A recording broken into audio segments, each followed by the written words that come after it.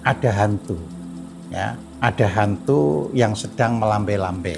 Nah, ini adalah orang bertuhan, ya, orang bertuhan seringkali, ya, atau banyak sekali orang bertuhan itu terperangkap di dalam halusinasi. Ya, misalkan iman vs kafir. Jadi dirinya diajari kalau begini itu iman. Yang di luar gurunya dianggap tidak mengerti Al-Quran. Nah, ini bahayanya kalau hanya di bawah. Orang beragama itu mengalami skizofrenia pada umumnya. Karena dia banyak sekali orang yang merasa pinter daripada yang lain. Jadi sebenarnya ya tidak pinter tapi merasa pinter, gitu loh ya. Ternyata karakter bawahnya itu terbawa terus. Kenapa?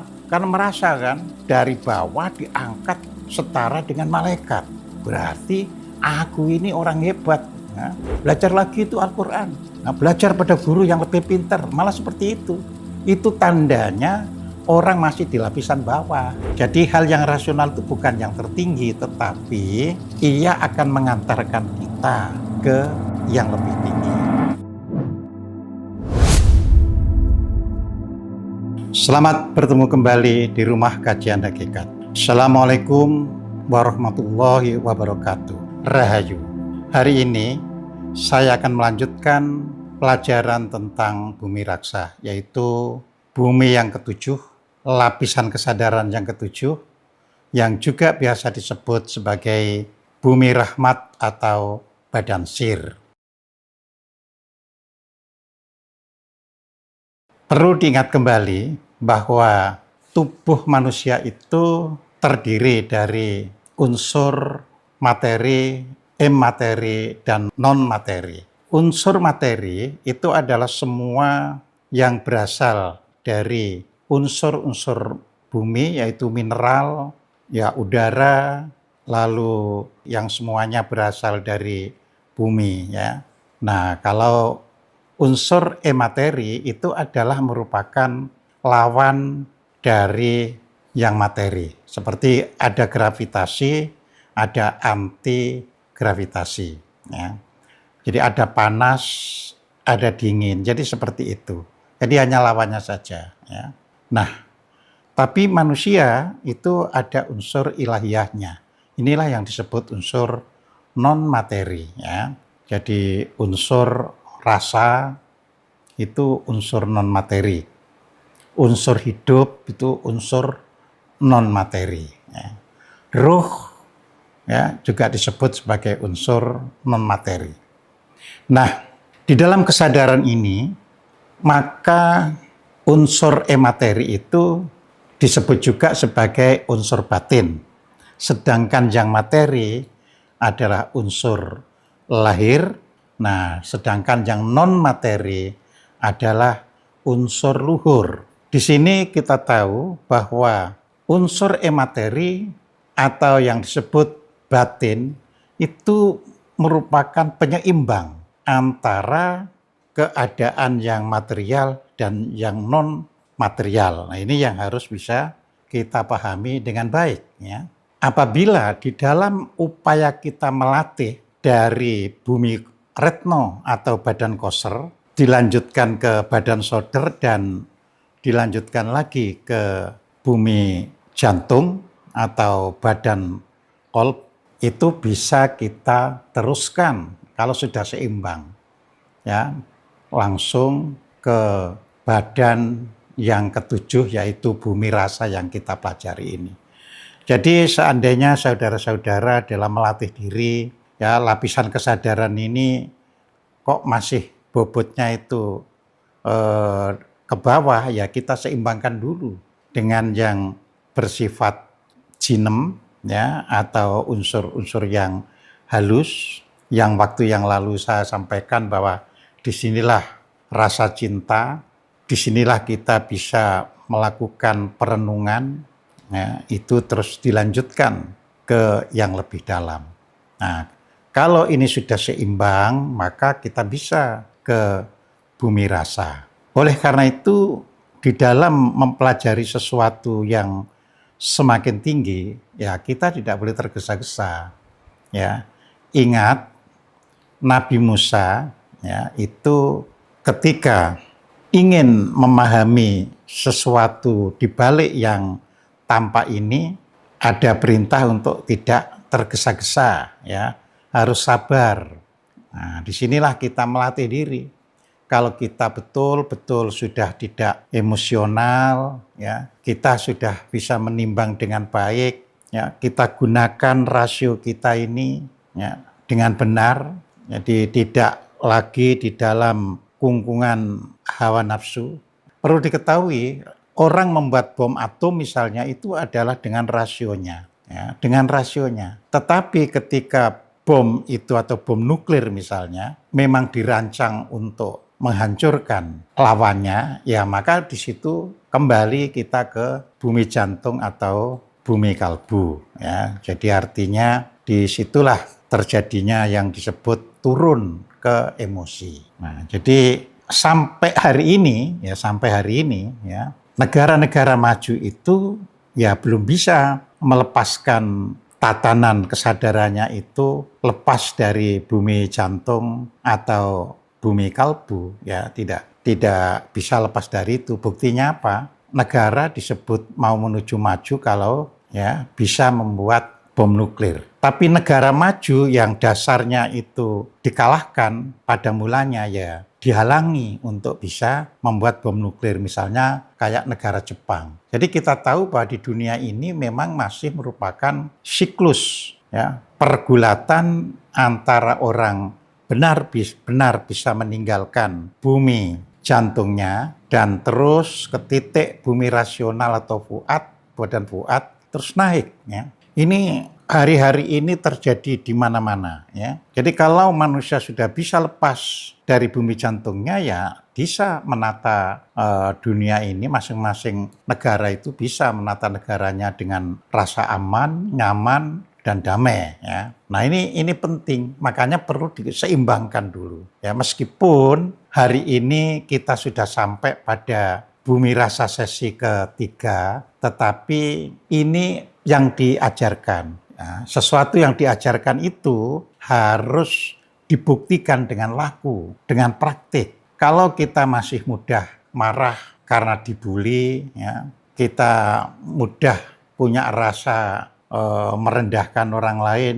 dan sejenisnya, yaitu berarti kita masih tertarik di bawah yang rasional. Dan saya paham kalau misalnya membaca komentar-komentar yang ada di berbagai podcast ya, maka tidak kurang-kurang para penonton dan pemberi komen itu ya, itu masih ada di lapisan bawah. Ya, nah itu kelihatan sekali, kelihatan emosinya gitu loh ya. Nah, padahal kita di sini harus pelan-pelan sudah jauh dari tarikan emosi dan mulai lahirlah cinta yang berasal dari dalam, yaitu yang ada di bumi Sagof. Lahirlah kemampuan untuk merenung yang ada di bumi ya, lanjutannya yaitu bumi Sukma ya, dan atau badan Lub. Ya, sehingga kita bisa menjadi orang yang arif dan bijaksana. Nah, kalau ini sudah bisa, ya gampang.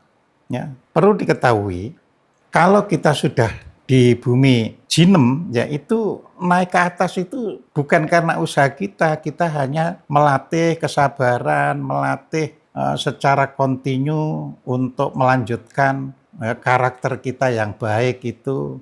Ya. Nah, nanti kekuatan yang melingkupi kita yang akan menarik kita ke bumi rasa ini. Nah, ini yang harus bisa kita pahami dengan baik ya. Kemudian bila masyarakat ya, atau kita yang belajar kesadaran ini fokusnya hanya kepada lapisan kesadaran horizontal ya. Jadi maksimum itu berarti kalau kesadaran horizontal ya bumi, budi, atau badan fuad. Karena badan fuad itu titik dari horizontal ke vertikal, itu titiknya, titik penghubungnya ya. Jadi engselnya istilahnya itu untuk ke atas itu, sikunya. Ya. Oleh karena itu kita harus benar-benar ya memperhatikan apakah kita masih lebih terseret ke yang bawah atau sudah bisa mengambil titik tengah.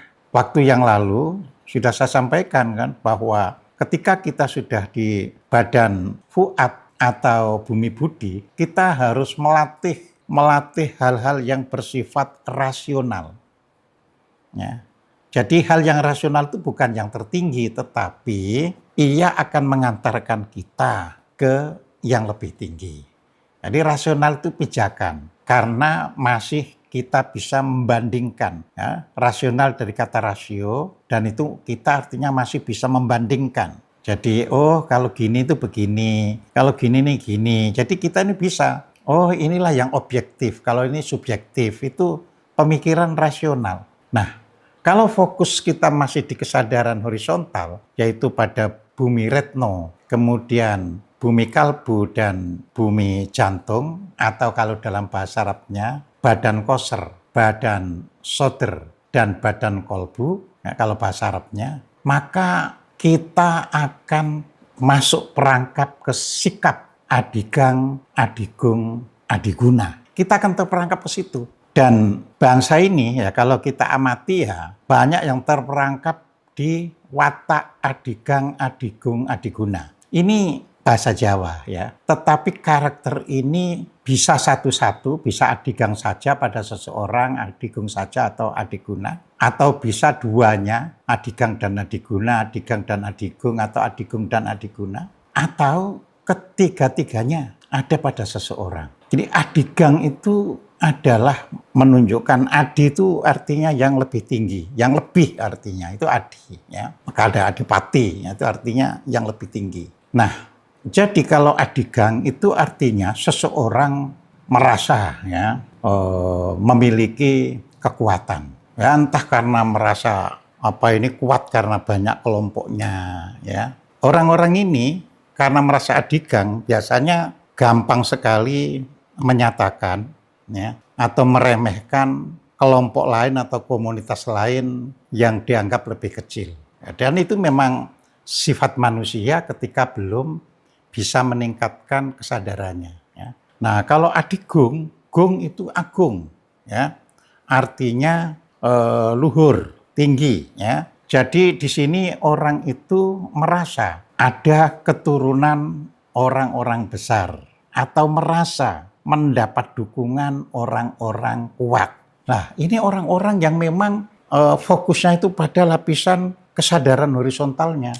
Kalau kita mengenal kata baser, pendengung ya, itu adalah orang-orang yang terjebak pada adigung ini ya, karena merasa di belakangnya itu ada orang yang mendukung, orang yang melindungi.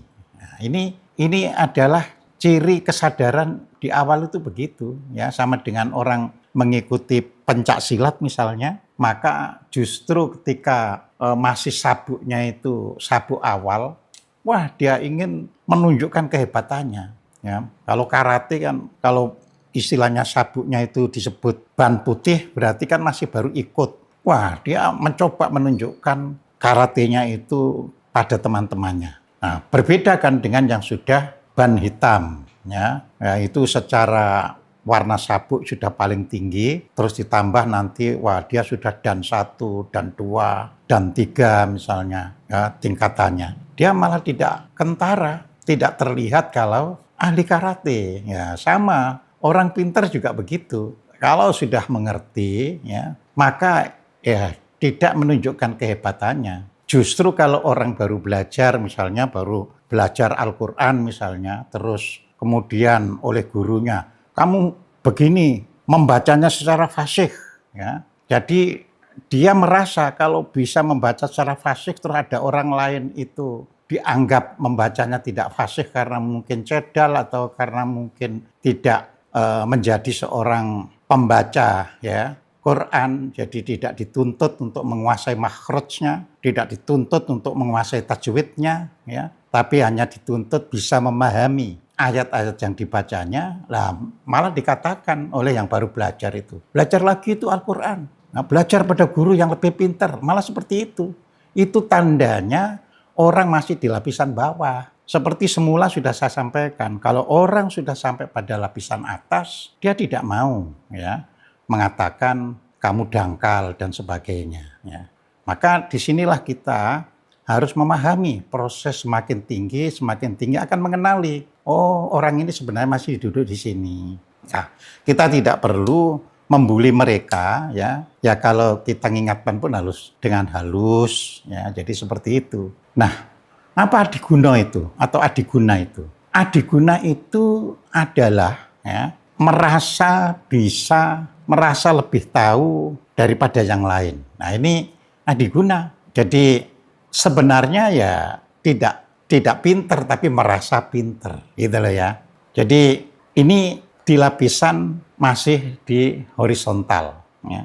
Nah, ini banyak sekali, apalagi di negara yang masyarakatnya ini ya secara umum pendidikannya masih rendah. Banyak sekali orang yang merasa pinter daripada yang lain. Nah, oleh karena itu, ya, di Al-Quran pun ada orang yang merasa lebih daripada yang tidak diklaim sebagai orang yang lebih. Kita tahu di dalam surat Al-A'raf ya ayat 12, tapi saya tidak membacakan dari awalnya. Tapi di sini saya jelaskan pada waktu itu iblis menolak perintah Tuhannya untuk bersujud, untuk menghormati Adam. Tetapi iblis menolak, tidak mau. Maka Tuhan bertanya kepada iblis, "Hai iblis, apa yang menghalangimu untuk menghormati ya orang yang aku ciptakan?" Maka iblis berkata ya pada surat 7 ayat 12 itu. Qala katanya, jadi berkatalah iblis, "Ana khairum minhu, khalaqtani min nar wa khalaqtahu min tin." Aku lebih baik dari dia, kata iblis ya. Lebih baik dari dia. Engkau menciptakan aku dari api, sedangkan ya, engkau menciptakan dia dari tanah. Jadi unsurku dari api itu lebih baik dari tanah. Nah, jadi ini terjadi pada sebenarnya lapisan di bawah yang mengklaim begini itu, gitu loh. Kan iblis itu kisahnya itu sebenarnya ya kelompok bawahan, tapi paling rajin dalam beribadah kepada Tuhan. Maka dia diangkat di jajaran para malaikat. Ternyata karakter bawahnya itu terbawa terus. Kenapa? Karena merasa kan dari bawah diangkat setara dengan malaikat. Berarti aku ini orang hebat. Nah, makanya di Jawa itu juga ada ungkapan. Jadi kere munggah ya, bale. Ya. Artinya kalau orang tidak punya terus diberikan kedudukan di atas seringkali. Saya tidak mengatakan seluruh orang kere kalau munggah balik, tapi itu ungkapan untuk kebanyakan. Ya. Jadi bukan semuanya, tapi untuk kebanyakan. Jadi orang dari bawah ya seringkali kalau diangkat pada posisi yang lebih tinggi, nah, itu lupa daratan. Jadi artinya lupa dengan asal-usulnya. Akhirnya merendahkan orang lain, menghina orang lain. Ya. Jadi itu kere munggah balik. Karena menganggap posisi itu memberikan keuntungan oleh dia yang tidak pernah bisa diraih oleh kelompoknya. Nah, jadi seperti itu. Nah, bagaimana kalau fokusnya beralih ke istilahnya itu ke yang kesadaran tinggi. Ya, karena dianggap aku sudah bisa urusan emosi bisa saya kendalikan misalnya. Terus dia itu fokus pada lapisan kesadaran yang tinggi, yaitu kesadaran dalam lapisan bumi sukma ya, atau badan lub atau pada bumi jinem atau badan sagof. Jadi fokusnya itu ke sana. Kalau fokusnya itu ke sana, maka manusia bisa terpeleset ya, akan mengalami skizofrenia. Nah, jadi skizofrenia itu ya sama dengan orang yang tidak bisa memahami kenyataan ya. Maka seringkali diklasifikasikan sebagai orang gila, ya itu skizofrenia. Jadi artinya fokus itu ke bawah juga jelek, ya menyebabkan adigang adiguna. Langsung fokusnya di atas, maka juga menyebabkan skizofrenia. Nah, skizofrenia itu ya bisa berupa ya ilusi, bisa orang itu mengalami halusinasi, atau orang itu bisa mengalami delusi. Nah, jadi ini harus kita pahami dengan baik, ya. Seseorang disebut mengalami ilusi, ya, apabila dia melihat suatu objek tapi persepsinya tidak benar. Misalnya, ya, malam-malam berjalan, kemudian ada daun pisang melambai-lambai, lalu persepsinya menangkap itu ada hantu, ya, ada hantu yang sedang melambai-lambai. Nah, ini adalah ilusi, ya. Nah, orang seringkali juga mengalami halusinasi. Kalau di dalam bahasa psikologi misalnya, ketika kita diam di dalam ruangan sendirian, ya, tidak ada teman, ya, terus terpikirkan akan adanya hantu, maka pikiran ini menciptakan hantunya itu sendiri. Nah, itu juga disebut halusinasi. Jadi kalau ilusi tadi real, ada objek tapi salah persepsi, tapi kalau halusinasi ini justru dia itu menghayalkan yang sebenarnya tidak ada. Orang bertuhan, ya, orang bertuhan seringkali, ya, atau banyak sekali orang bertuhan itu terperangkap di dalam halusinasi. Jadi karena Tuhan dikhayalkan sendiri kan. Oh, Tuhan itu, ya, duduk di alam sana misalnya dengan kekuatan badannya yang bisa menggulung jagat misalnya. Jadi semua digambarkan sendiri, ya. Jadi disinilah, ya, orang harus belajar mengikuti mata rantai dengan benar supaya tidak di bawah terus akhirnya mengalami adigang, adigung, adiguna. Bahayanya apa kalau adigang, adigung, adiguna? Ya, akan membuat garis pembatas demarkasi. Ya, misalkan iman vs kafir. Jadi dirinya diajari kalau begini itu iman. Kalau nggak begini itu berarti kafir. Maka mudah sekali menuduh orang lain yang tidak sepandangan, tidak sependapat dengan dia, orang kafir. Nah, ini karena itu tadi yang dilihat di bawah terus. Ya. Orang belajar Al-Quran dari gurunya, terus gurunya itu mengatakan belajar Al-Quran yang benar itu begini. Ya, jadi di sini, ya, Al-Quran itu ada metodenya. Ya. Apakah ini metode ayat bil ayat, ataukah ini metode riwayat, ataukah ini metode menggunakan akal pemikiran dan sebagainya. Nah, ada orang yang kejeblos ketika dia hanya belajar bahwa metode itu hanya dari gurunya, maka yang di luar gurunya dianggap tidak mengerti Al-Quran. Nah, ini bahayanya kalau hanya di bawah. Nah, kalau di atas terus juga mengalami skizofrenia juga bahaya. Ya. Jadi itu tadi kan bisa ilusi, bisa halusinasi, dan yang payah itu kalau sudah delusi, ya. Delusi itu artinya sudah tidak bisa melihat realitas, ya. Jadi artinya tidak bisa melihat kenyataan. Dia merasa yang diyakini itu yang nyata, yang benar. Yang diyakini orang lain itu yang salah, ya. Nah, ini juga banyak, makanya di dalam buku 7 Lapis Kekuatan Diri, di situ saya tulis dengan jelas, pada umumnya orang beragama itu mengalami skizofrenia pada umumnya, karena dia itu sudah tidak bisa, ya, melihat kebenaran sebagaimana adanya. Ya, yang dia lihat itu kebenaran yang ada pada dirinya sendiri. Jadi sudah delusi. Ya. Jadi di situ. Nah, inilah yang harus bisa kita pahami dengan baik. Ya.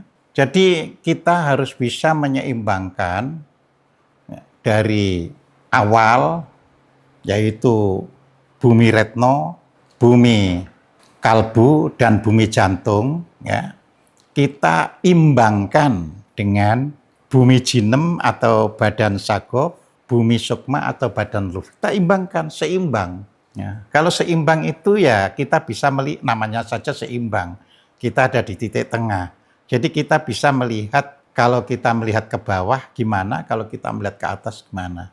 Jadi supaya kita tidak terperangkap kepada atau terperangkap oleh kondisi yang tidak sebenarnya. Ya. Nah, ini penting buat kita Makanya saya juga memohon saudara-saudara ya untuk menyambung kembali dari bumi rasa yang pertama, terus bumi rasa yang kedua, ya. Nah, sekarang disambung ke bumi rasa yang ketiga. Dan bumi rasa ini masih kita lanjutkan nanti pada bumi rasa yang keempat, ya, supaya kita semakin jelas. Lalu kita lanjutkan juga bumi rasa yang kelima, supaya tahu kondisinya pada tingkatan, yaitu mulai yang rasional, mulai yang jinem. Jadi kita tahu tahapannya itu terangkai dengan baik, sehingga akhirnya kita bisa memahami, oh kalau di bumi rasa itu seperti ini, ya.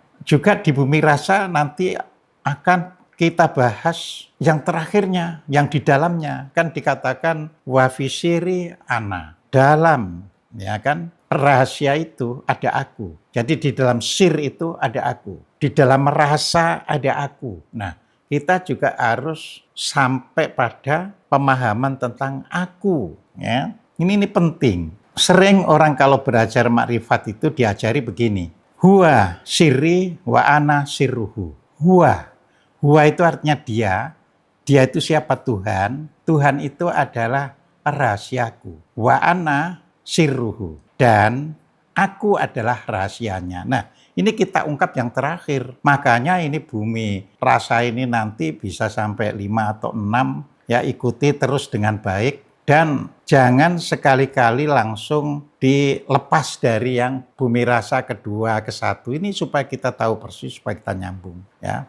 Setelah itu, setelah selesai semuanya, sambung semuanya. Dari bumi koser, badan koser sampai yang ketujuh. Supaya kita tahu, supaya kita bisa mengontrol kita, supaya kita bisa mawas diri, supaya kita akhirnya bisa berbuat sesuai dengan kebutuhan yang sebenarnya. Demikianlah penjelasan saya pada bumi rasa yang ketiga ini. Ya, semoga ini merupakan pelajaran yang semakin dalam, tapi tidak menyulitkan Anda dan bisa diterima dengan mudah. Oleh karena itu, saya mengucapkan banyak terima kasih atas perhatian Anda semua, dan bila masih ada yang kurang, saya mohon maaf. Sekian, wassalamualaikum warahmatullahi wabarakatuh.